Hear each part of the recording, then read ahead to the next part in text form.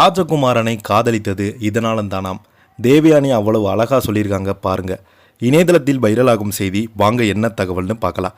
முதன்முறையாக நம்ம சேனலை பார்க்குறீங்கன்னா சப்ஸ்கிரைப் பண்ணாதவங்களாம் சப்ஸ்கிரைப் பண்ணிக்கோங்க. பெல் பட்டன் சிம்பல் அமைக்கி நம்ம சேனலோட நோட்டிஃபிகேஷனை எனபிள் பண்ணிக்கோங்க. நாங்கள் போடுற வீடியோ எல்லாமே உங்களுக்கு உடனுக்குடனே வந்து சேரும். நடிகை தேவயானி 90களில் திரைத்துறையில் அறிமுகமாகி டாப் 10 நடிகையில் ஒருவராக இருந்தாங்க. அஜித், விஜய், கமல், சரத்குமார் உள்ளிட்டோருடன் நடித்தவங்க இயக்குனர் ராஜகுமாரனை காதலித்து திருமணம் செய்து கொண்டாங்க.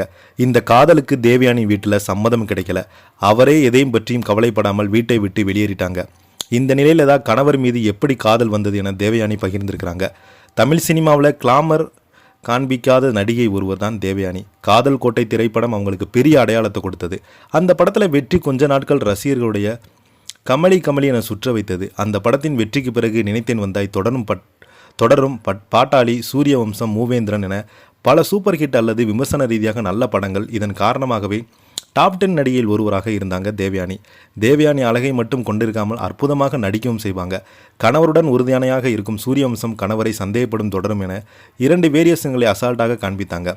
அதே போல் சூரியவம்சத்தில் சரத்குமார் காலில் விழும் காட்சி, இந்த உலகம் எவ்வளோ வேகமாக சுத்துது பார்த்தீங்களா என அவர் பேசிய வசனம் சோசியல் மீடியாவில் இன்னமும் மீம் மெட்டீரியலாக மாட்டிக்கொண்டிருக்கிறது. இதற்கிடையே அந்த இயக்குனர் ராஜ்குமாரனை காதலித்தார். அவர் இயக்கத்தில் நடித்த முதல் படமான நீ வருவாயா படத்தில் காதல் மலர்ந்து விட்டது. விண்ணுக்கும் மண்ணுக்கும் படத்தில் வளர்ந்தது. பல பிரச்சனைகள் மத்தியில் திருமணம் முடிந்தது. அவங்களுக்கு 2 மகள்கள். திருமணத்துக்கு பிறகு குணச்சித்திர வேடங்களை நடிக்க ஆரம்பித்தாங்க. 3BK படத்தில் அந்த மாதிரியான கேரக்டரை ஏற்றிருந்தாங்க. மொத்தமாக 2 மகள்கள். அவங்க இனியா நன்றாக பாடக்கூடியவங்க. தனியார் சேனல் நிகழ்ச்சியில் கலந்து கொண்டு பாடி அசத்தினாங்க.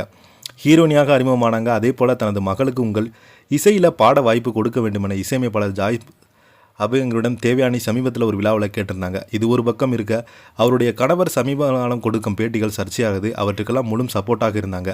இந்த நிலையில் தேவயானி ராஜகுமாருக்கு கொடுத்த பேட்டி ஒன்று ட்ரெண்டாகியுள்ளது.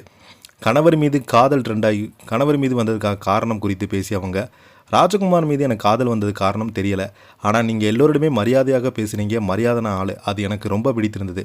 அதே போல் உங்களுக்கு குடி, சிகரெட் போன்ற பழக்கம் இல்லை, அதையெல்லாம் நான் சுத்தமாக வெறுப்பேன் என அதெல்லாம் எனக்கு பிடித்தது என்றார்.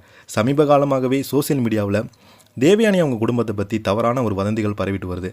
அதாவது தேவயானி அவங்க இறந்து போயிட்டாங்க, தேவயானி அவங்களுடைய மகள் இறந்து போயிட்டாங்க என்று சோசியல் மீடியாவில் தவறான ஒரு வதந்திகளை பரப்புனாங்க. அதற்கு பதிலடி கொடுக்கும் விதமாக இந்த பேட்டியின் வாயிலாக அதற்கு முற்றுப்புள்ளி வைத்திருக்கிறாங்க. இந்த செய்தியை பற்றி நீங்கள் என்ன நினைக்கிறீங்கன்னு கீழே உள்ள கமெண்ட் பாக்ஸில் மறக்காமல் பதிவிடுங்க. இந்த வீடியோ பிடிச்சிருந்தா லைக் பண்ணுங்கள், ஷேர் பண்ணுங்கள், கமெண்ட் பண்ணுங்கள். நன்றி, வணக்கம்.